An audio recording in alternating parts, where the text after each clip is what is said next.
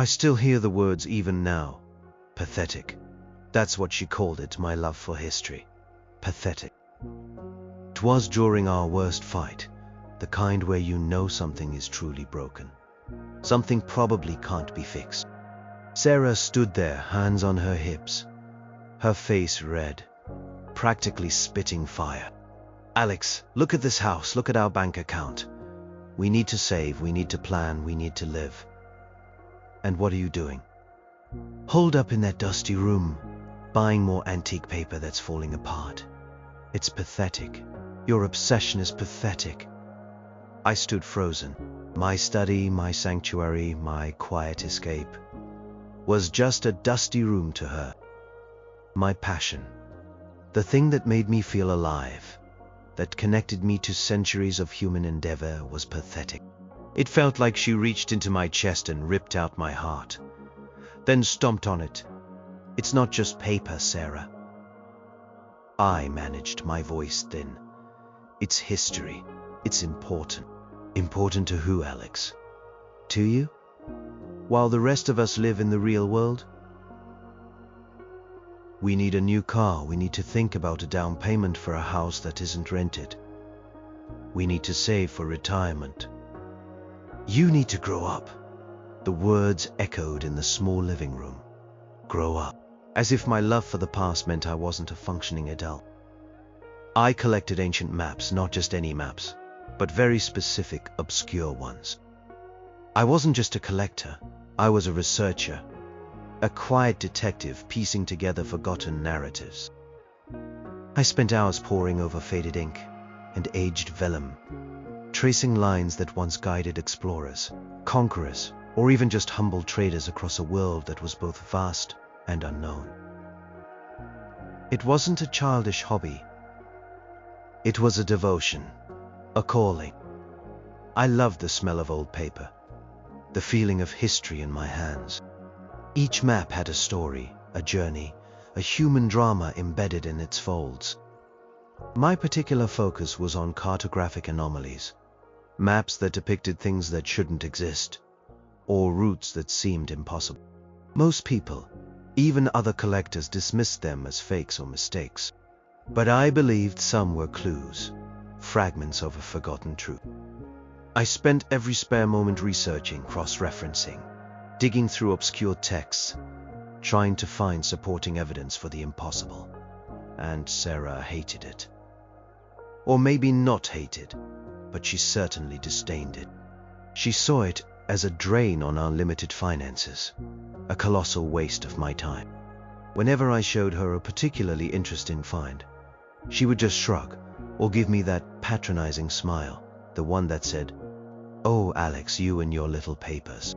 She never understood the thrill of discovery, the quiet satisfaction of connecting a historical dot that had been lost for centuries. She never saw the beauty in the faded lines or the exquisite detail of the forgotten artistry. All she saw was dust and expense. The pathetic line was a breaking point. It wasn't just about the money or the time. It was about her complete lack of respect for something that defined me. It made me feel small, insignificant, like my entire inner world was a joke.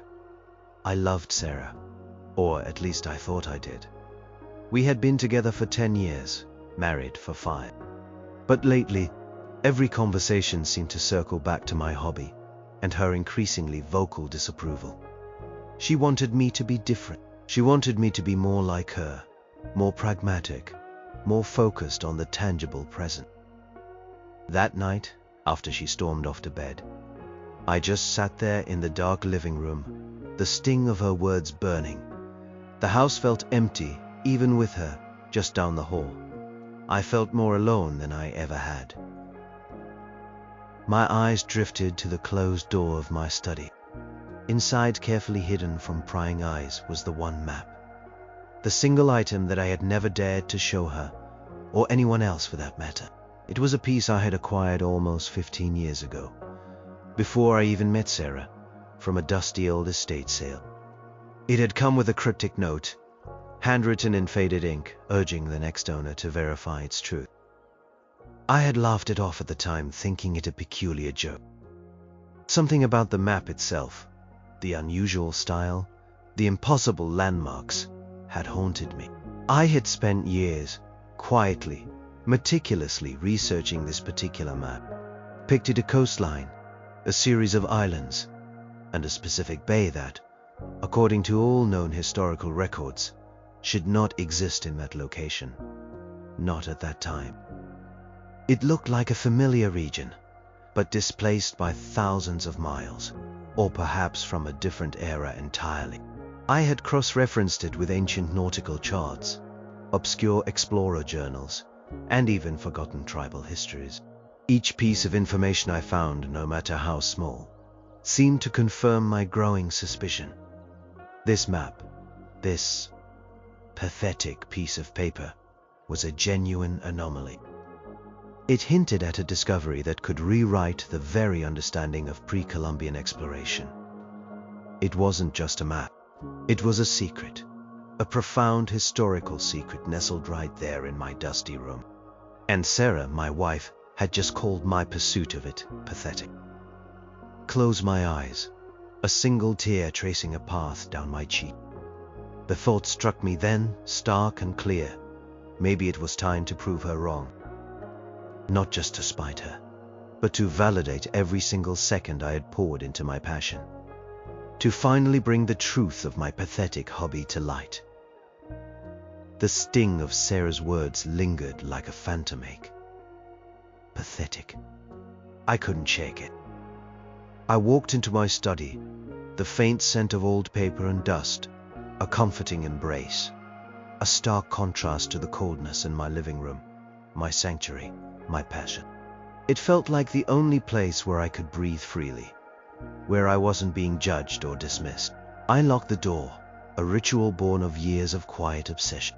Then, I went to a specific unassuming stack of rolled-up maps in the corner. Most were genuine, though less valuable, acquisitions. But nestled deep within them, carefully wrapped in acid-free tissue paper, was the one, the map. I unrolled it gently on my large felt-covered research table. It was a substantial piece, perhaps 3 feet by 2. The vellum, though aged, was remarkably preserved. The ink, a rich sepia, had faded in places but was still remarkably clear. It wasn't a map of a known European nation, or a standard trade route. This map, I had long suspected, was something entirely different. Depicted a coastline, a series of islands, and peculiar landmasses that seemed to defy current geographical understanding of the era it appeared to be from. There were annotations, small, precise, in a language I had spent years trying to decipher, a forgotten dialect of an ancient maritime people. I had managed to translate fragments, enough to understand that it was a navigational chart, meticulously detailed, showing currents, depths, and even the seasonal movements of certain marine life. But the geography was the key. One specific island, shaped like a sleeping dragon, was clearly depicted with a distinctive mountainous spine and a small, almost invisible, cross-shaped mark near what would be its head. I had seen photos of geological formations, satellite imagery, and ancient drawings, and nothing, absolutely nothing, matched this island in its supposed location. Yet, the detail was so precise, so realistic, it felt tangible. My theory, the one I had secretly nurtured for years, was that this map predated known European exploration of certain parts of the world. It suggested a much earlier contact, or perhaps even a completely unknown civilization with advanced navigational skills. It was a bold claim, one that most historians would scoff at without irrefutable proof. But I had my proof, or at least the pieces of it. Cryptic note I mentioned earlier, the one that came with the map, referred to the Dragon Island and spoke of a lost voyage. It also hinted at a small lead box that was supposed to be hidden somewhere on the island itself, containing further evidence. I had dismissed the box part as fantasy, but the map itself continued to pull me in. My research had led me down many rabbit holes. I'd learned obscure ancient languages, studied paleography, even taken courses in historical climatology. I had spent countless nights cross-referencing the map symbols with ancient astronomical charts, trying to pinpoint its exact time period. My best estimate put it centuries before Columbus, possibly even a millennium earlier, depicting a journey that should have been impossible. The sheer audaciousness of the claim was what had kept me silent. How do you tell your practical, financially minded wife that you suspect you own a piece of paper that could rewrite human history, a piece of paper she'd likely dismiss as a clever forgery, or just more of your junk? But now, her words had stripped away my fear of judgment. What did I have to lose? She already thought my passion was pathetic. What if it wasn't? What if this map was my vindication? Not just for me, but for every quiet enthusiast whose passion was derided. I pulled out my laptop and began to search. I needed an expert, someone who specialized in pre-Columbian cartography or obscure ancient maritime history. Not just any expert, but someone renowned, someone who had a reputation for being open-minded, yet incredibly rigorous. Most importantly, someone who valued historical truth above all else. After hours of searching, I found her, Dr. Elena Petrova. Her name kept popping up in academic papers, in niche historical forums, even in a few documentaries about archaeological oddities. She was a reclusive figure, known for her sharp intellect and an uncanny ability to authenticate seemingly impossible historical artifacts. Her specialty was indeed ancient maritime history and controversial claims of early transoceanic voyages. She was notoriously difficult to reach and even harder to impress. Perfect. I drafted an email carefully. I couldn't reveal too much, not yet. I couldn't risk exposing the full scope of what I believed I had. I started by introducing myself as an independent researcher with a keen interest in historical cartography. I mentioned possessing an unusual cartographic piece of unknown origin, hinting at its age and unique features without giving away the shocking details of the impossible geography. I attached a few high-resolution photographs, carefully chosen. They showed the vellum's texture, some of the unique calligraphic flourishes, and a small, non-revealing section of the map that hinted at its unusual nature, but certainly not the Dragon Island or its impossible location. I clicked send, my heart thumping a strange mix of hope and dread. This was it, the first step towards either monumental validation or crushing disappointment. Either way, it would change everything. The days that followed sending that email were agonizing. Every time my phone buzzed, my heart leaped. Every ding of my email notification sent a jolt of adrenaline through me. Sarah, oblivious to the quiet storm brewing within me, continued her usual routine occasionally, making a pointed comment about my preoccupation or how quiet I'd be. I just nodded, feigned agreement, and retreated into my thoughts. Finally, after nearly a week, an email arrived.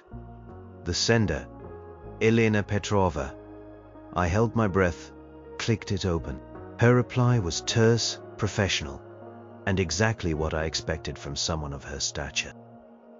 Mr. Turner, I received countless inquiries regarding unusual artifacts. Most are amateur misinterpretations or outright forgeries. Your photographs, however, possess certain characteristics that warrant a second look. The particular style of the calligraphy and the unique watermarks on the vellum are intriguing. If you wish to proceed, my consultation fee is outlined below, and I require further, more detailed photographs, particularly of any geographical anomalies you refer to. The fee was substantial, enough to make me wince. It was my emergency fund, money I had been saving for a rainy day, or perhaps for a portion of that longed for house.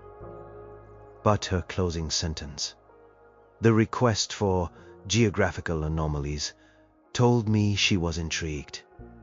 My vague hints had worked. This was it. I paid the fee and immediately set about taking a new set of photographs. This time I included the Dragon Island, the impossible coastline, and the detailed annotations. I knew this was the moment of truth. Either she would dismiss it as an elaborate fake, or she would see what I saw. Another 2 days crawled by, then my phone rang, an unfamiliar number. I checked the caller ID. It was from a university in a different state, the one associated with Dr. Petrova. My hand trembled as I answered. "Mr. Turner? This is Dr. Elena Petrova." Her voice was calm, measured, almost devoid of emotion, yet there was an underlying current of something. Curiosity? Excitement? I couldn't tell. "Yes, Dr. Petrova.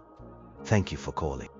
I've received your second set of photographs, and I've spent the last 48 hours doing nothing but examining them."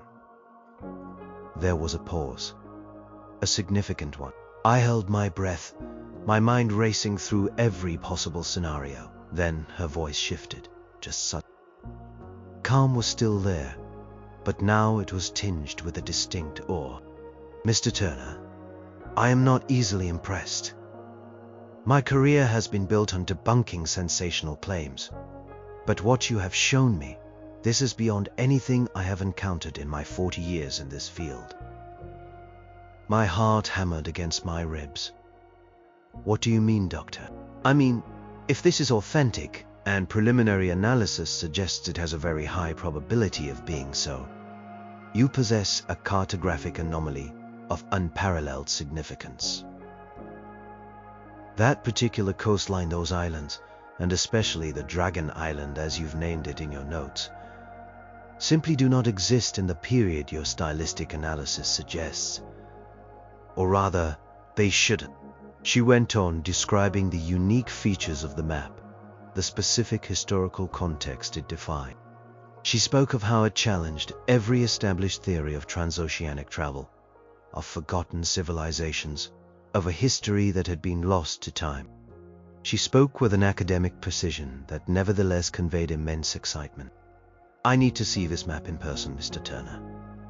Immediately, I can conduct preliminary dating tests on the vellum and ink that cannot be done remotely. I need to examine the craftsmanship, the details, under magnification. There is a specific institution, the Grand Academy of Antiquities, that would be profoundly interested in a find of this magnitude. This is not just about monetary value, Mr. Turner. This is about rewriting textbooks. Rewriting textbooks. Rewriting textbooks." Her words resonated deep within me, striking a chord that Sarah's dismissals could never touch. This was the validation I had unknowingly craved for years. This wasn't about being right to spite Sarah. This was about the truth, about the history I loved so much.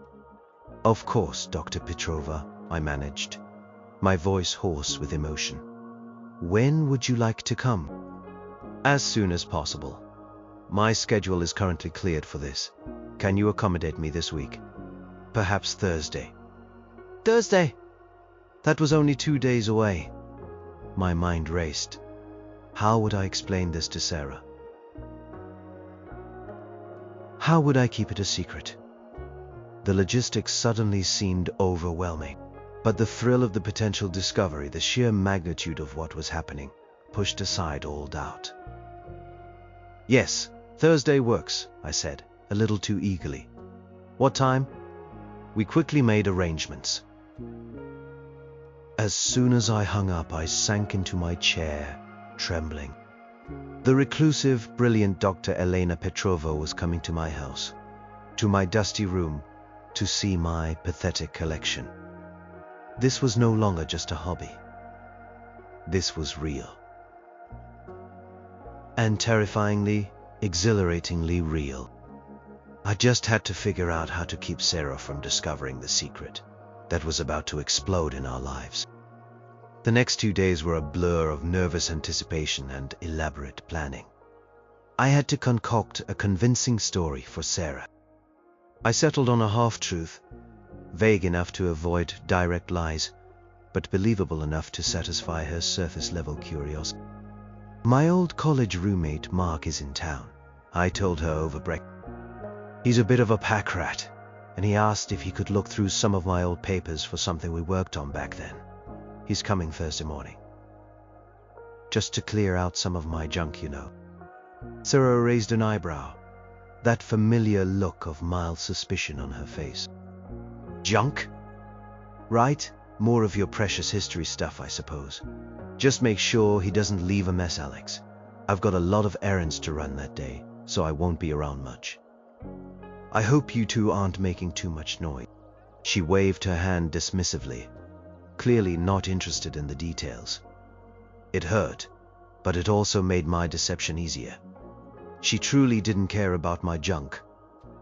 Thursday arrived, crisp and clear. My stomach was a knot of nerves.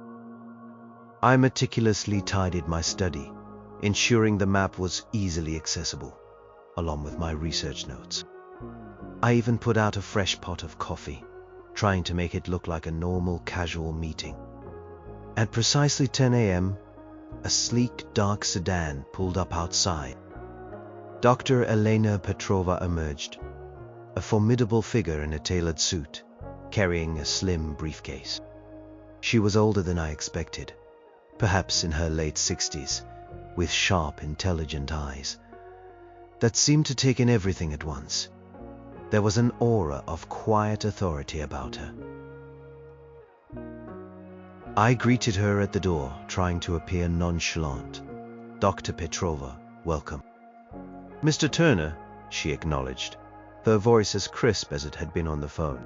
Her gaze swept over the living room, then focused on my study door. Lead the way. As soon as we were inside my study, the door closed behind us, the air changed. Her professional demeanor softened, replaced by focused intensity. She scanned the shelves of books, the stacks of scrolls, the magnifying glasses. A subtle nod of approval as she took it all in. Impressive. You clearly have a dedication to the subject. Thank you, Doctor. It's my passion. Show me the map, Mr. Turner. My hands, despite my efforts to control them, trembled slightly as I retrieved the rolled map. I laid it carefully on the table, unwrapping the protective tissue paper. As the vellum unfurled, revealing the faded ink and intricate details, Dr. Petrova leaned closer. She put on a pair of white gloves, then produced a small, high-powered magnifying glass from her briefcase. She didn't speak for a long time, her eyes tracing every line, every symbol. She examined the texture of the vellum, the subtle variations in the ink, the watermarks, pausing at specific points, sometimes humming softly to herself. I watched her, my breath held tight in my chest. The silence in the room was profound, broken only by the occasional distant sound of traffic. Finally, she straightened up, taking off her gloves. Her gaze, when it met mine, was filled with a mixture of awe and profound disbelief. Mr. Turner, I have seen some truly remarkable things in my life. I have authenticated discoveries that have reshaped our understanding of the past. But this, she shook her head slowly, a faint smile playing on her lips. This is a masterpiece. And more importantly, it is unequivocally authentic. A wave of relief, so powerful it almost buckled my knees, washed over me. Authentic. Yes. The dating tests I can perform here are preliminary, but the carbon dating on the vellum and the chemical analysis of the ink place it precisely in the period you hypothesized, perhaps even earlier. The craftsmanship, the pigments, the very style of the cartouche are consistent with that era. Yet the geographical data is utterly, fantastically impossible. She pointed to the Dragon Island and its surrounding coast. This landmass, Mr. Turner, does not exist in any known records from this period. Its geological features, its scale, its precise location on this map suggest a level of exploration that simply defies our historical understanding. This isn't just an anomaly.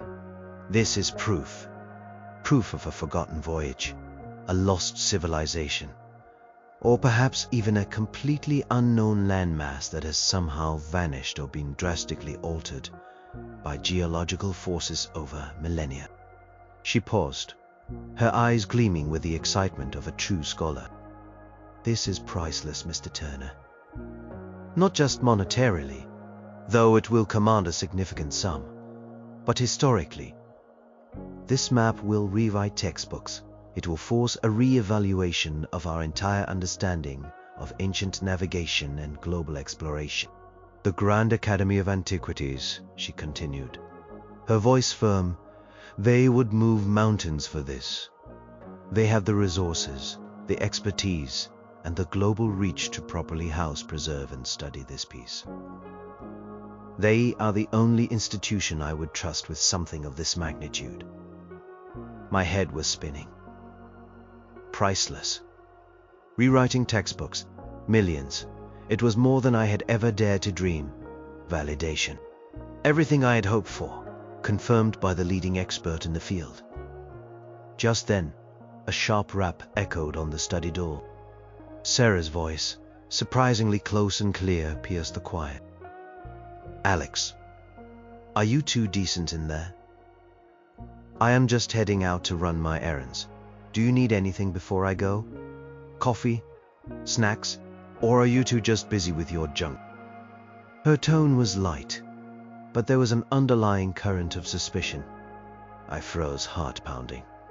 Dr. Petrova, ever composed, simply gave me a knowing look. It seems we have an audience, Mr. Turner. The next few days were a whirlwind of activity, discussions, and unbelievable numbers. Dr. Petrova acted as my liaison with the Grand Academy of Antiquities, her reputation and expert authentication sealing the deal. The museum's representatives, a team of serious-looking scholars and legal experts, were discreet but incredibly eager. They understood the magnitude of the discovery. They also understood the need for absolute secrecy until the acquisition was finalized, and they were ready for the big reveal. This was a historical bombshell, and they wanted to control the narrative. The offer came on a Tuesday morning. I was sitting at my kitchen table, ostensibly drinking coffee and reading the news, while secretly refreshing my email every 5 minutes. The email subject line read, "Offer of acquisition. The Grand Academy of Antiquities." My hands trembled as I opened it. The figure hit me like a physical blow. 8 figures. Million. More money than I could have ever imagined in my wildest dreams. It wasn't just a life-changing amount, it was a generational fortune. I reread the number several times, my eyes blurring. My pathetic hobby, my dusty papers, were worth more than everything Sarah and I owned combined, multiplied many times over. A strange mix of euphoria, disbelief, and a profound sense of irony washed over me. All those arguments about money, about saving, about my wasteful hobby. Now this single map, this single piece of ancient vellum would solve every financial problem we had ever faced. And then some. It could buy us not just a house, but a mansion. Not just a car, but a fleet of luxury vehicles. Could fund any dream Sarah had ever articulated, and many more she hadn't even dared to imagine. But the euphoria was quickly tainted by a deep, unsettling feeling. I had kept this secret for so long, not just from the world, but from Sarah. Her dismissive words, her constant criticism of my passion, had driven me to keep this singular, monumental discovery hidden from her.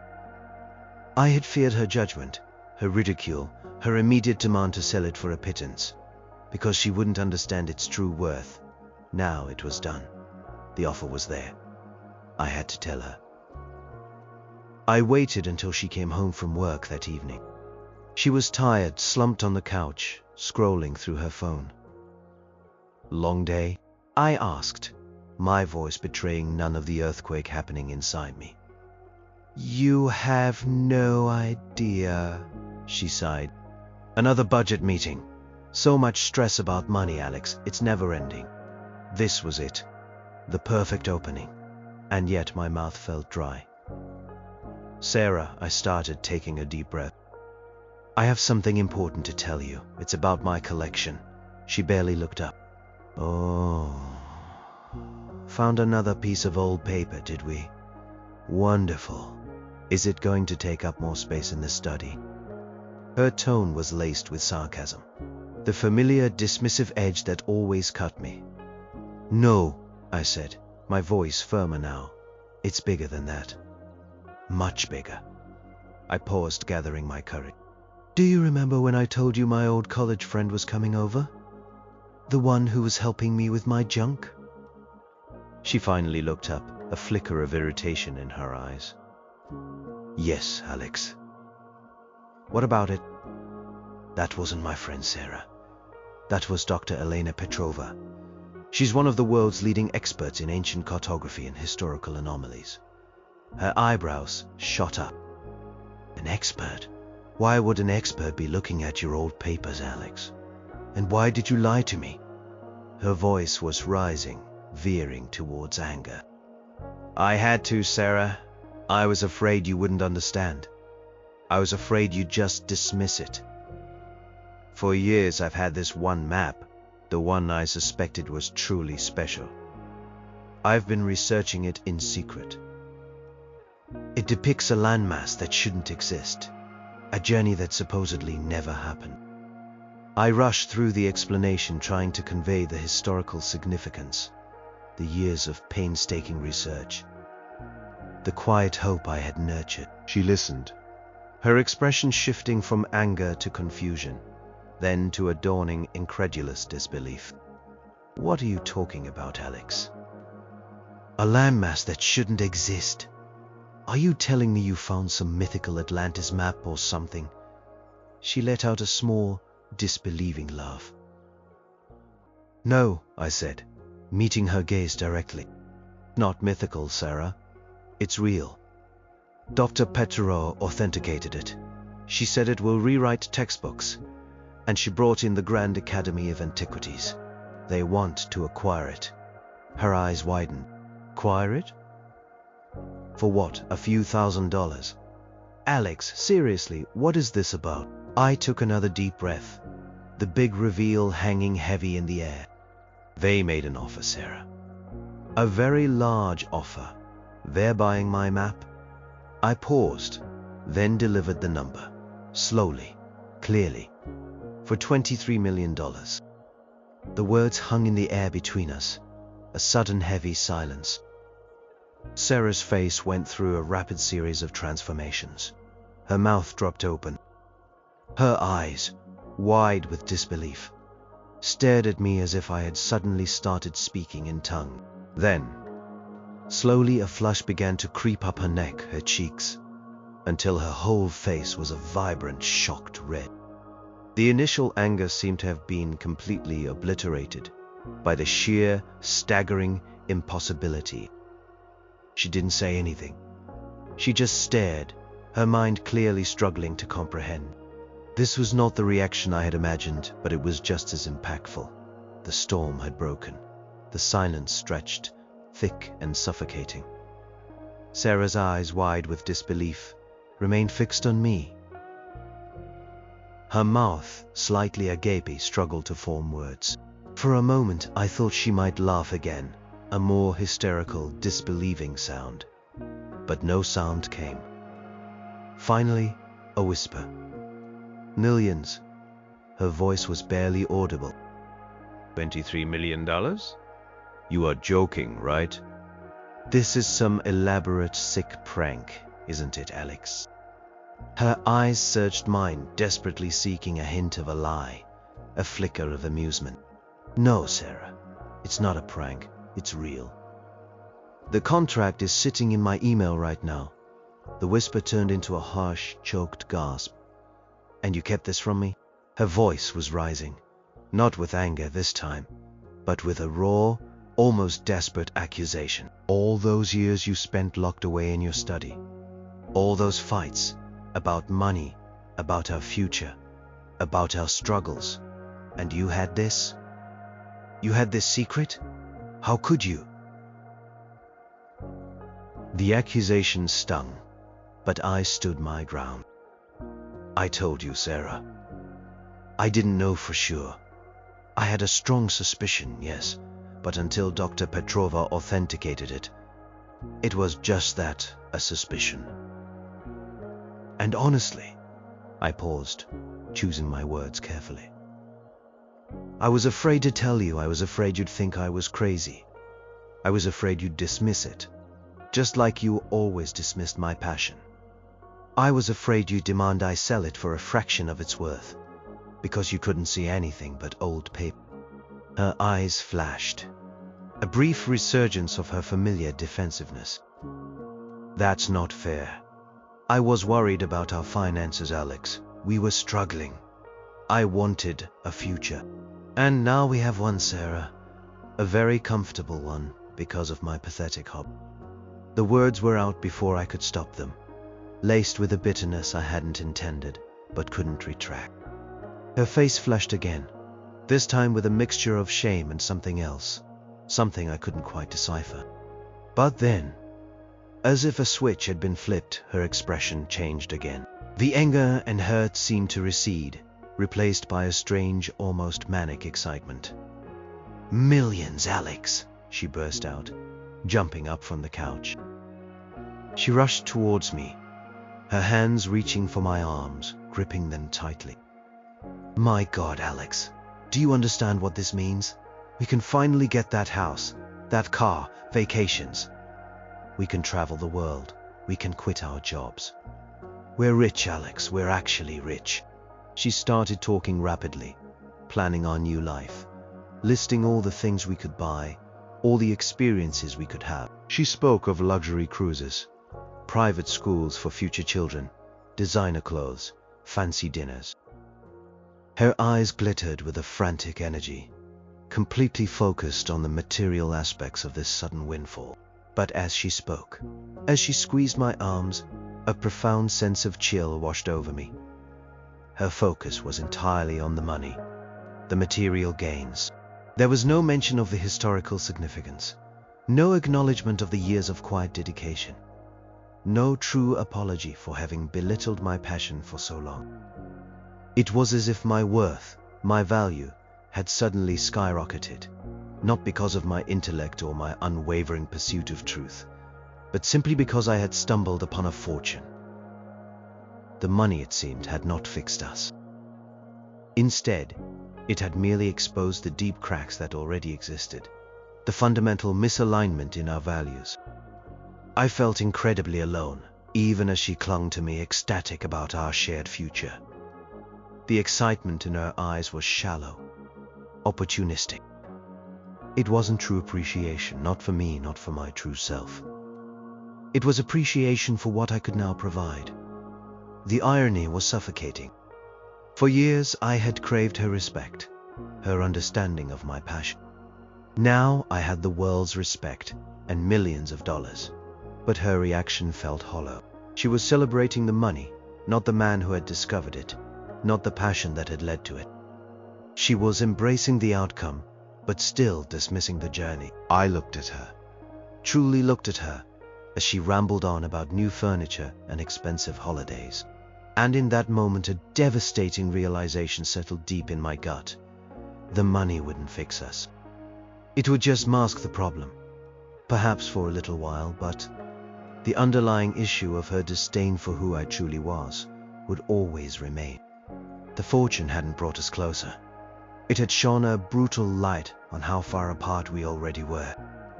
The heartbreak wasn't in the discovery, or even in her initial reaction. I nodded along to her excited chatter, but inside, I felt nothing but a cold, aching emptiness, where our connection used to be. The news broke a week later. Grand Academy of Antiquities held a press conference, unveiling the map to the world. It wasn't just a news story, it was a global sensation. Lost map rewrites history. Proof of pre-Columbian transoceanic contact. screamed headlines. I was referred to as an anonymous private collector, but it didn't take long for my name to leak. Soon my face was plastered across historical journals, online news sites, even the evening news. Alex Turner, the quiet map enthusiast, was suddenly a visionary, a dedicated researcher, a historical hero. The media descended like a swarm of hungry bees. My phone rang incessantly with requests for interviews from major publications, documentary filmmakers, and even talk shows. Historians around the world praised my diligence, my quiet persistence, my uncanny ability to recognize the significance of what others dismissed. I was invited to speak at conferences, to lecture at university. My pathetic hobby was now lauded as a brilliant pursuit, a testament to the power of dedicated independent research. And Sarah's transformation was startling, almost comical, if it hadn't been so utterly heartbreaking. Overnight, her disdain morphed into an almost theatrical pride. She became my self-appointed publicist, managing my schedule, answering calls, filtering requests. Oh, Alex always had a keen eye for history. She'd tell mutual friends, her voice dripping with an almost saccharine sweetness. I always knew he'd discover something incredible. He's just so dedicated. She'd stand by my side during interviews, beaming at the camera, her hand resting possessively on my arm. She'd recount anecdotes about my late-night research sessions, painting them as charming quirks, rather than the sources of our bitter arguments. She talked about our journey, our shared belief in the map's significance. It was a performance, a meticulous act of rewriting history, our own personal history. I watched her, a cold detachment settling over me. Every compliment she paid me, every proud look she flashed, felt like a betrayal. I remembered every dismissive comment, every eye roll, every waste of time, money pit, and especially pathetic. I remembered her telling me to grow up and get a real hobby, because my current one produced nothing. The irony was so stark, it almost made me laugh, a hollow, bitter laugh. She never once apologized for her previous words. She never acknowledged the hurt she had inflicted, the way she had belittled a fundamental part of who I was. Her newfound pride wasn't about understanding or respecting my passion. It was about basking in the reflected glow of my sudden fortune and fame. She was proud of what my hobby had become for her, not for what it truly was to me. One evening, after a particularly exhausting day of interviews, she came into my study, where I was trying to decompress, simply looking at an old globe. She perched on the edge of my research table, smiling. Alex, this is amazing, isn't it? Who would have thought? All those years, and now look at us. We're going to be set for life. I've been looking at some brochures for villas in Tuscany, and maybe a yacht. Nothing too big, just something comfortable for the Mediterranean. What do you think? Her eyes were bright with anticipation, completely absorbed in her luxurious fantasies. Sarah, I said, my voice low, do you remember that argument we had just a few weeks ago? She blinked, her smile faltering slightly. Which one? We had a few, I guess. We were stressed about money. The one where you called my love for history pathetic. Her smile vanished, her eyes flickered. Oh, Alex, I told you I was just upset. I didn't mean it like that. I was worried about our finances. You did mean it, Sarah. You meant it in that moment, and in countless moments before that. You meant it when you sighed every time I bought a new book, when you scoffed at the dust on my maps, when you called this room my dusty cave. You meant it when you wished I had a real hobby that produced something tangible. Her face hardened slightly. And now it has produced something tangible, hasn't it? The most tangible thing imaginable. Millions. Isn't that what matters? The coldness I had felt for days intensified, hardening into a quiet rage. It wasn't about the money, not anymore. It was about respect, about validation, about who I was. And she still didn't get it. She still couldn't see beyond the dollar signs. My heartbreak wasn't just about her words. It was about the profound disconnect that the money had so brutally exposed. I stood there looking at my wife, a stranger, bathed in the glow of a fortune that had both saved us and utterly destroyed us. The Grand Academy of Antiquities held a private reception to formally unveil the map and celebrate its acquisition. It was a lavish affair attended by renowned historians, museum benefactors, and even a few government officials. Dr. Elena Petrova introduced me, standing on a small stage beside the newly enshrined map, now dramatically lit within a climate-controlled display case. She spoke eloquently of my dedication, my meticulous research, and my uncanny eye for the historically significant. The applause that followed was deafening, a wave of genuine appreciation from my peers. Historians lined up to shake my hand, to ask about my methodology, to share their own theories about ancient voyages. I felt a profound sense of vindication, a warmth of belonging that I had rarely experienced. Sarah was by my side through it all, a radiant smile fixed on her face. She was dressed impeccably, her arm linked possessively through mine. She chatted animatedly with anyone who approached, introducing herself as Alex's wife, her voice brimming with a performative pride. She posed for photos, her head angled just so, beaming as if she had personally discovered the map. When our eyes met across the crowded room, her smile didn't falter, but I saw it now clear as day. A calculation, a reflection of the millions, not a true connection. Later, as the reception began to wind down, we managed to find a quiet corner. Sarah squeezed my arm. "Alex, darling, you were brilliant. Everyone loves you. This is amazing, isn't it? Our new life has officially begun. I was thinking we should probably start looking at properties in Malibu. The view would be spectacular." Her words were like a cold shower. Malibu, yachts. She was still planning, still dreaming, completely oblivious to the emotional chasm that had opened between us.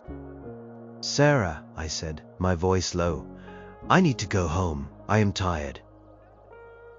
"Of course, darling. I'll arrange the car." She was all efficiency and sweetness. The drive home was quiet. As soon as we stepped through the front door, the performative energy drained from Sarah. She kicked off her heels, ran a hand through her hair and sighed. God, that was exhausting. But worth it, right?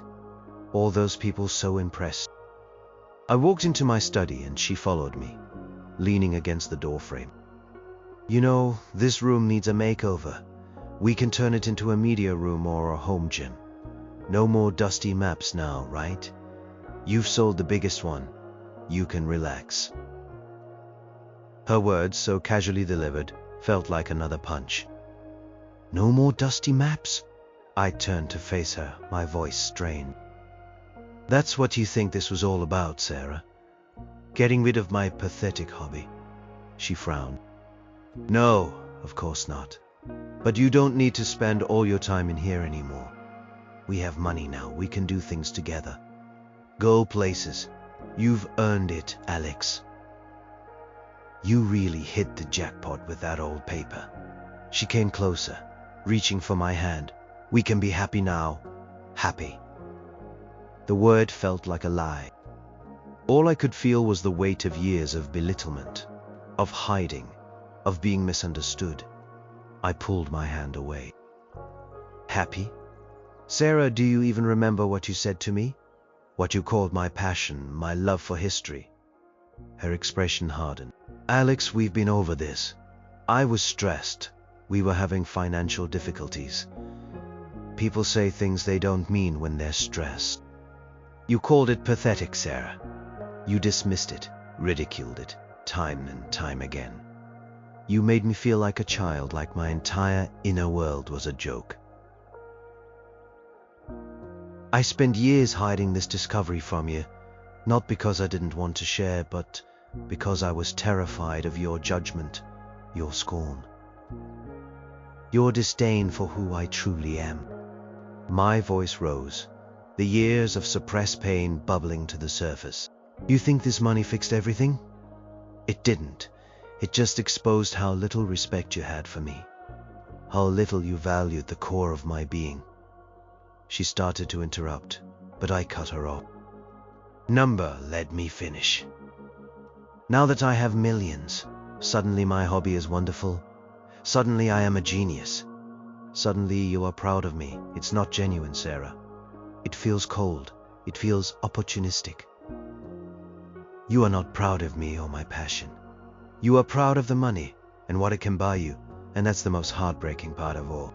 I looked at her, truly looked at her, seeing not my wife, but a stranger who had benefited from my quiet suffering. The triumph of the map, the incredible validation from the world, felt hollow, utterly hollow.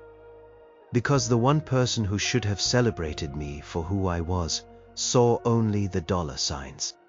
The public praise was deafening, but my private pain was far louder. It was a pain that pierced deeper than any financial worry ever could. The pain of a love that had withered under the harsh light of disrespect, only to be resurrected in a grotesque imitation by the lure of a fortune. The tension in our house became unbearable. Sarah continued to plan lavish trips, pore over brochures for extravagant homes, and talk about upgrading every aspect of our lives. She never once asked me about the historical significance of the map, or how I felt about letting go of something I had dedicated so much of my life. It was always about the money, the material possessions, the lifestyle she now felt entitled to. She acted as if my years of quiet passion were merely a precursor to this grand financial payoff, rather than a deep, abiding part of my identity.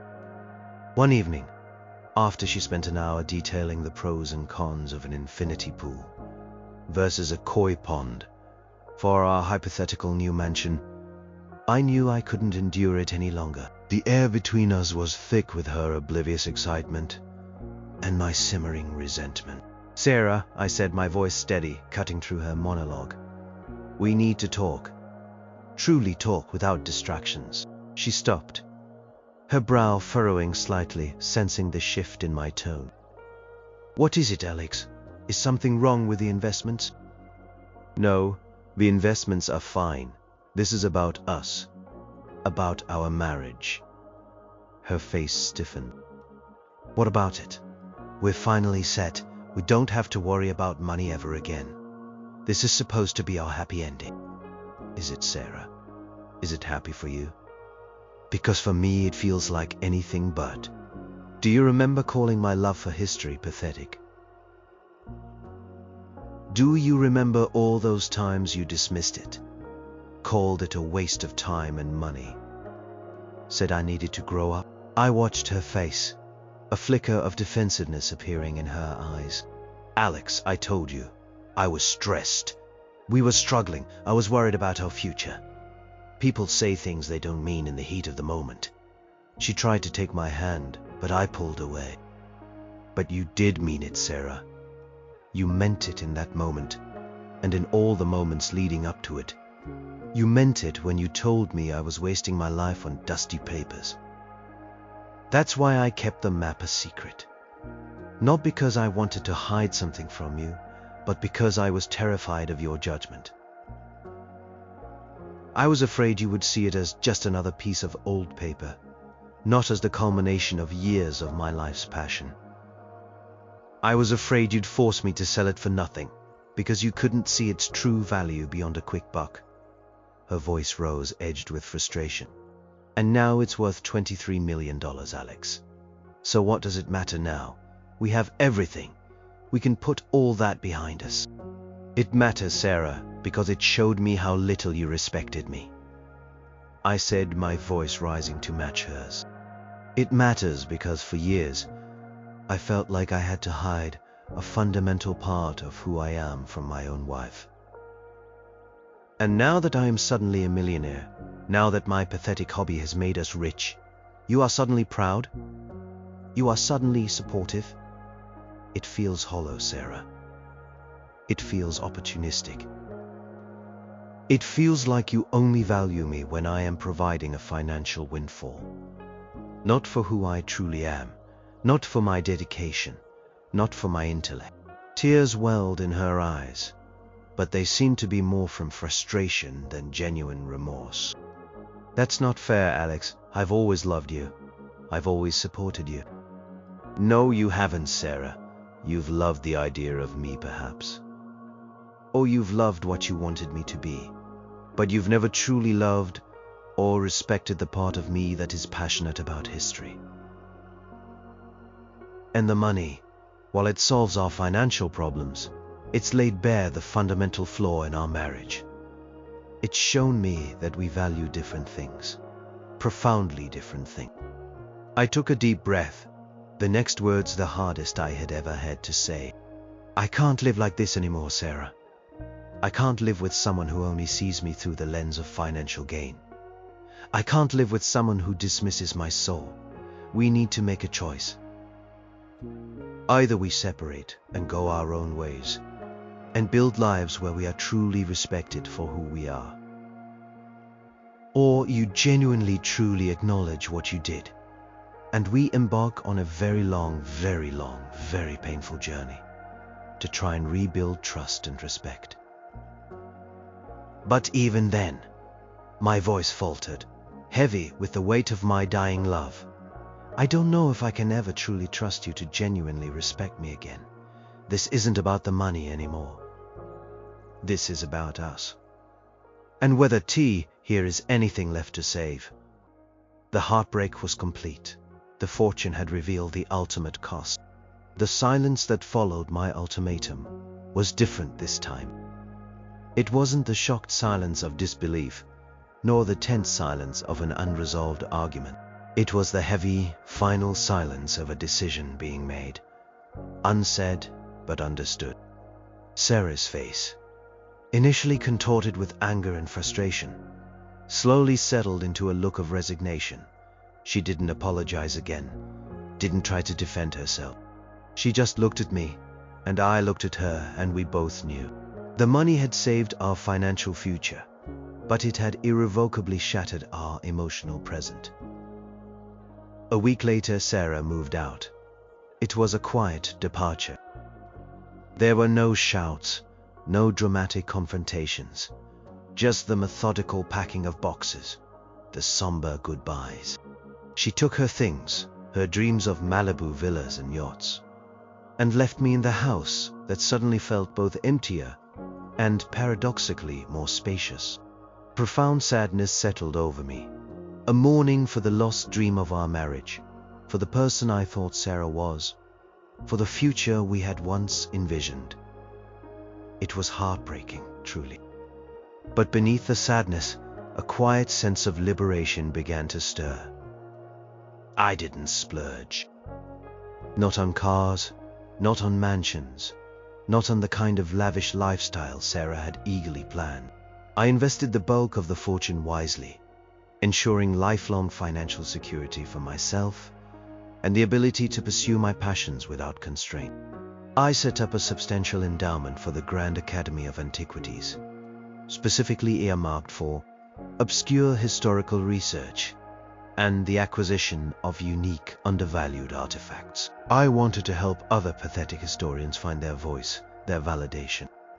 I even funded a small scholarship for students pursuing unconventional historical studies. I continued my historical pursuits, now openly, proudly, without the need for secrecy or the fear of judgment. My study, once a hidden sanctuary, became a vibrant hub of research and learning. I no longer just collected maps. I traveled, following historical routes, visiting forgotten archives, connecting with other passionate researchers and academics. I found true kindred spirits, people who shared my awe for the past. who respected my knowledge and celebrated my insights. Not for financial gain, but for the sheer joy of discovery. I lectured, wrote articles, and even consulted for a historical society. I was no longer alone in my passion. I was part of a thriving community. Months turned into a year. My life was full, rich with purpose and genuine connection. The sting of Sarah's words had faded, replaced by the quiet confidence of self-acceptance. The pain of the divorce had subsided, leaving behind a scar, but also a profound understanding of what true respect meant in a relationship and for oneself. I often visited the Grand Academy of Antiquities, making my way through the hushed halls until I stood before the climate-controlled display case. Inside, bathed in soft archival light, was my map. The Dragon Island map. It was no longer just a piece of vellum. It was a testament. Testament to human endeavor, to forgotten histories, and to the power of unwavering passion. It also served as a quiet reminder of the fortune it had brought, and the marriage it had cost. I stood there remembering Sarah's voice, her calling it pathetic. A wry smile touched my lips. Pathetic. And yet, this pathetic passion had led to fortune, to validation, and ultimately to a life where I was finally, truly, and unapologetically myself. I wasn't married, but I wasn't lonely. I had lost a wife, but I had found my true path, and in doing so, found myself. I turned and walked out of the museum, a man content, a man whole, ready for whatever new historical enigma, whatever new journey lay ahead.